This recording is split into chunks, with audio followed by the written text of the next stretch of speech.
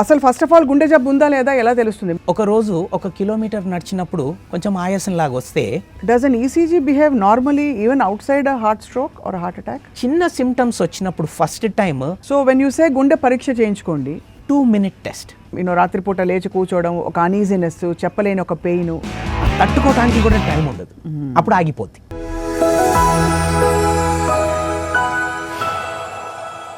ఇది కేవలం సమాచారంగా మాత్రమే భావించండి. వైద్య నిపుణులను సంప్రదించండి. అందరికీ నమస్కారం and welcome to Sakshi life. గుండె జబ్బుల గురించి ఎంత మాట్లాడినా తక్కువ అనిపిస్తుంది. ఎందుకంటే రోజు రోజుకి యువతలో ఇంకా ఇన్ఫ్యాక్ట్ ఇదివరకు లేని వాళ్ళలో కూడా గుండె జబ్బుల క్రమం బాగా పెరిగిపోతుంది.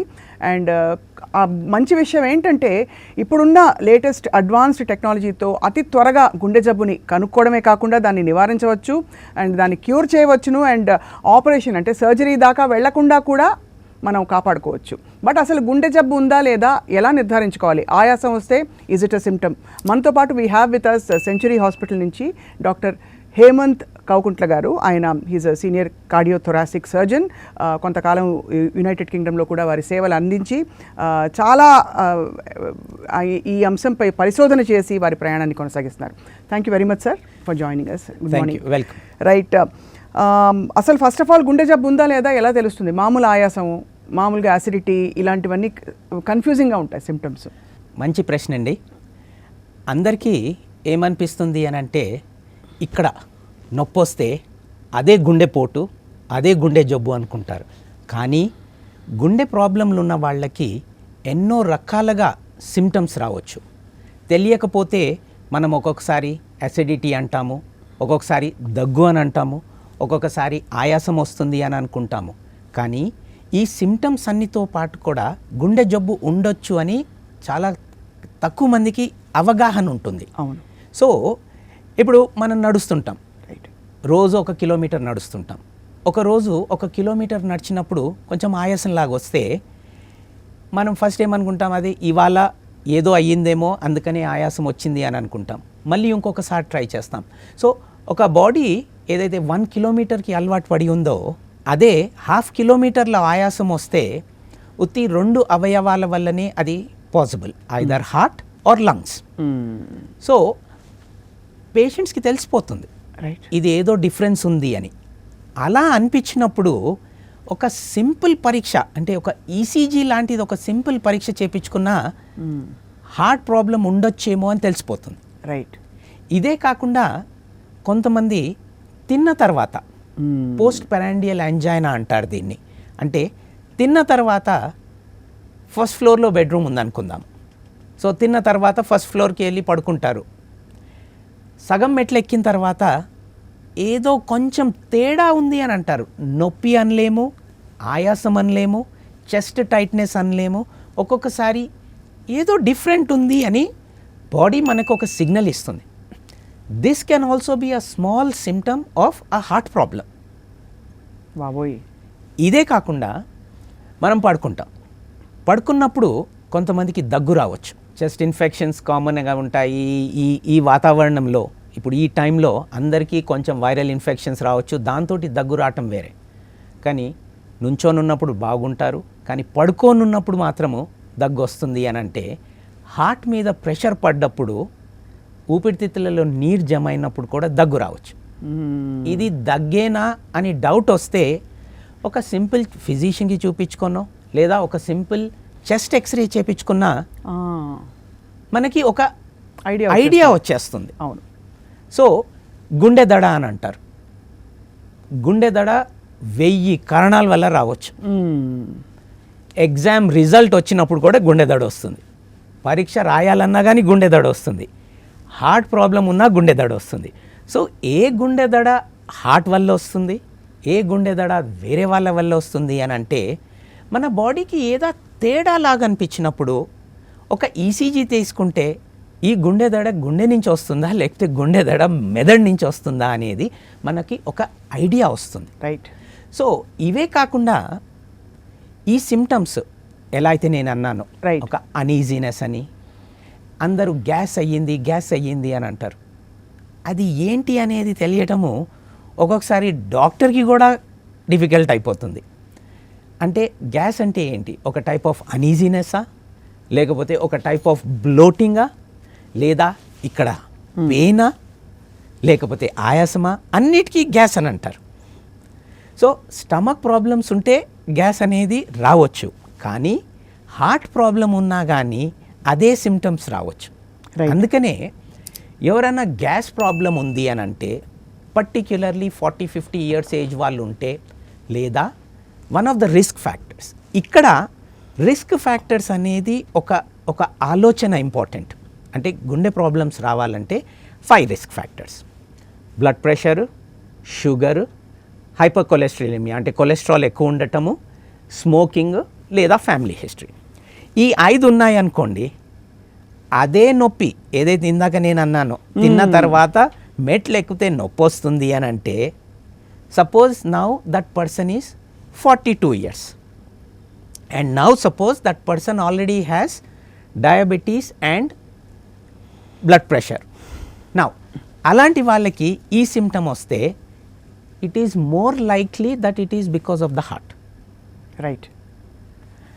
అదే 26 ఇయర్ ఓల్డ్, ఏమి రిస్క్ ఫ్యాక్టర్స్ ఏమీ లేవు, ముందెప్పుడు ఇలా కాలేదు, ఏదో ఆ రోజు ఏదో ప్రాబబ్లీ కొంచెం ఎక్కువ తినేసినందుకో లేదా టయర్డ్ అయిపోయినందుకో సగం మెట్లు ఎక్కిన తర్వాత ఆయాసం ఒక్కసారి వచ్చింది అని అంటే వీ కెన్ డిస్రిగార్డ్ దట్.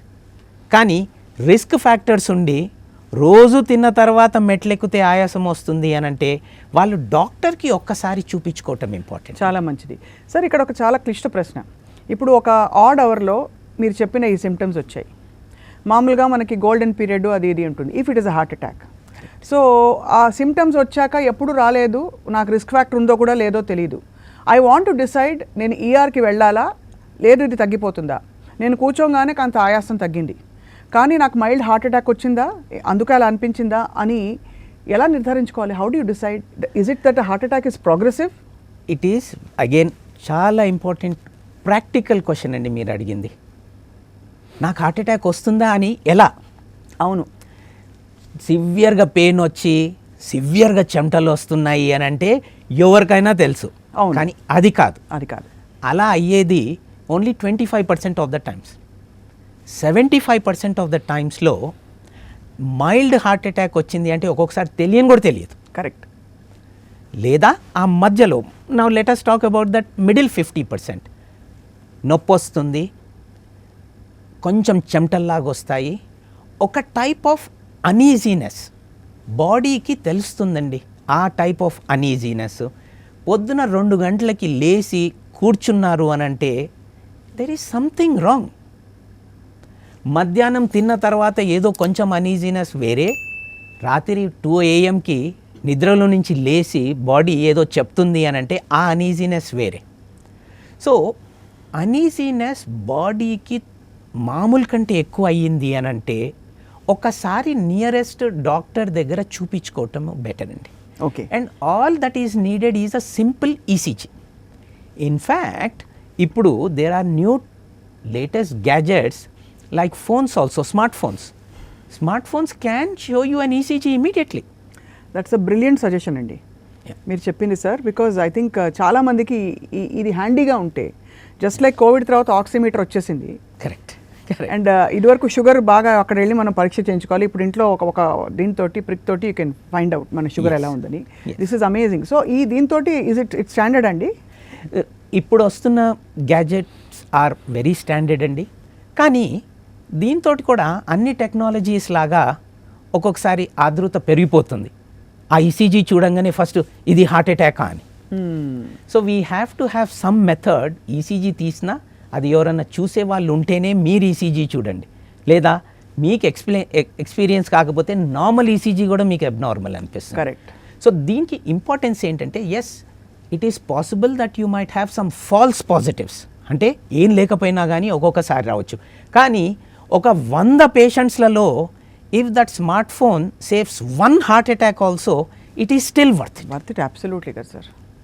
నేను అనేది ఏంటంటే అండి, గుండెపోటు వచ్చిన వాళ్ళకి తెలుస్తుంది.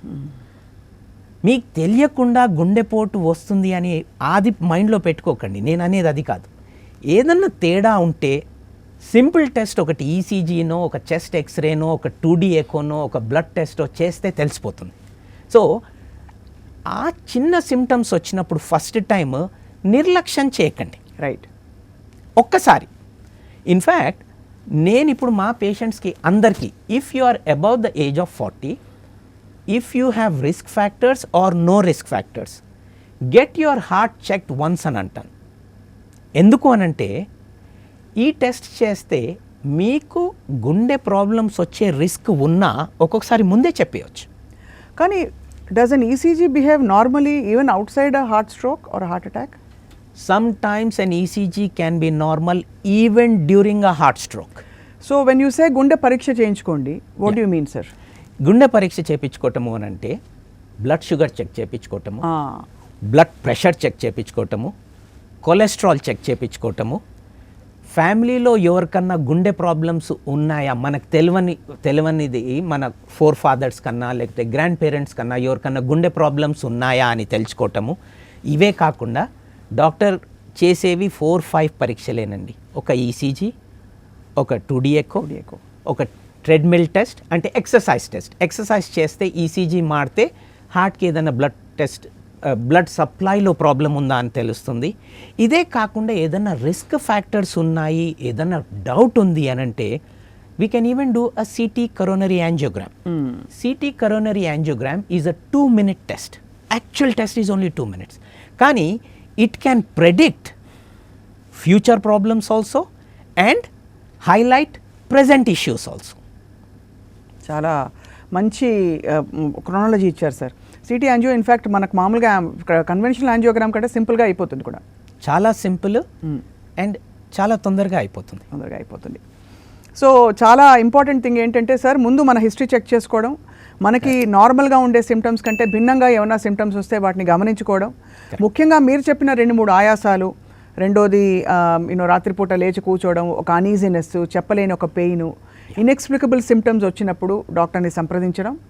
And above all of course understanding that ఒక డాక్టరే ఇక్కడ గుండెతో మనం జోకులు వేయలేము, రిస్క్ తీసుకోలేము. కాబట్టి గుండెకి సంబంధించింది మాత్రం ఖచ్చితంగా తక్షణం దానికి అటెన్షన్ ఇవ్వాలని చెప్పి.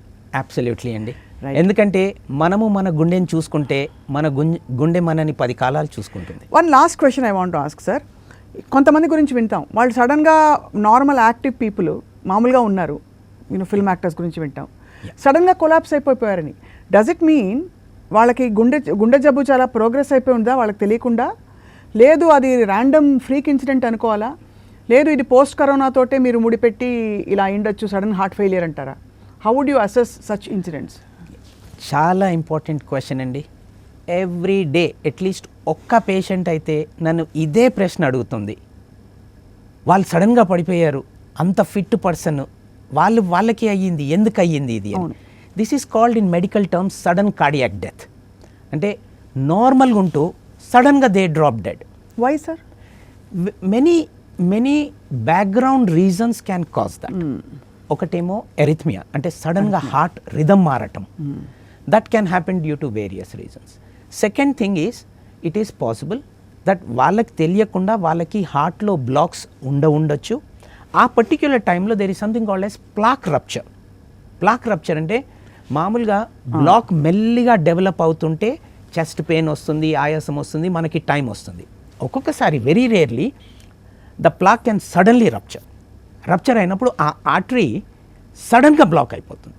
సడన్గా బ్లాక్ అయినప్పుడు హార్ట్ తట్టుకోవడానికి కూడా టైం ఉండదు, అప్పుడు ఆగిపోద్ది. So those are sudden cardiac deaths. నా ఈ సబ్ కేటగిరీ పీపుల్లో కూడా నేను చెప్పిన పరీక్షలు చేపిస్తే కొంతమందికి ప్రాబ్లం ఉంది అని తెలుస్తుంది, దానికి జాగ్రత్తలు కూడా తీసుకోవచ్చు, ఆ సిచ్యువేషన్ రాకుండా కాపాడవచ్చు. పోస్ట్ కరోనా కోవిడ్ అనేది మీరు ఏదైతే అన్నారో, we are seeing a lot of young patients developing sudden cardiac problems.